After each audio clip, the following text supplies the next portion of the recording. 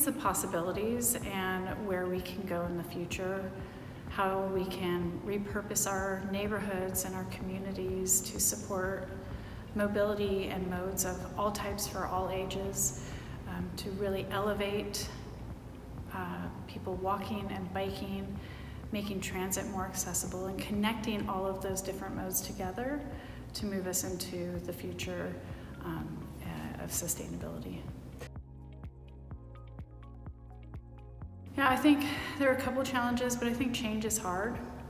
And what we know today can't be easily modeled for where we need to go tomorrow.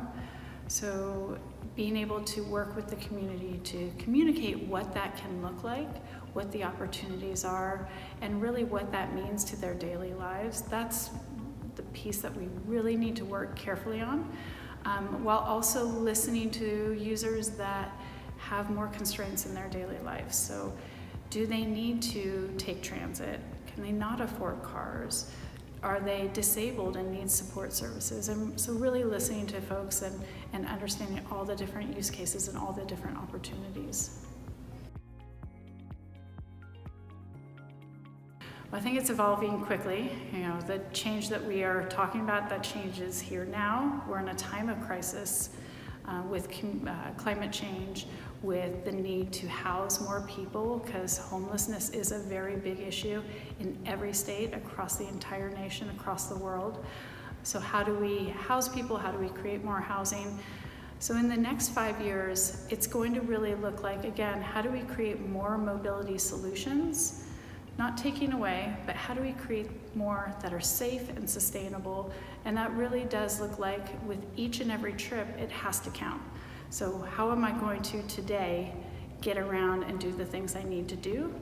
Is it a day that I can walk my kids to school, take the bike and take my dog to the vet, go run errands, get to work, and do all the things I need to do? Maybe needs a car one day. And so I really think that mobility, those changes are happening now, and it's going to look like a bigger ecosystem as opposed to less.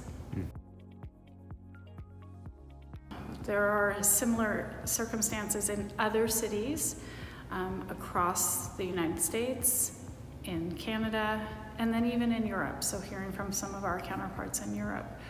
But we also have partners, so we can learn from other cities with a Vision Zero plan that was just adopted, or a mobility master plan, or maybe it's an organizational style to that city in partnership and collaboration internally, or maybe it's with the technology that they're pairing with, and how do we use circulators or micromobility to do our jobs better, and not to reinvent the wheel or start from zero, but really go to those peers and understand how we can do something similar quickly and with the least impact to our budget.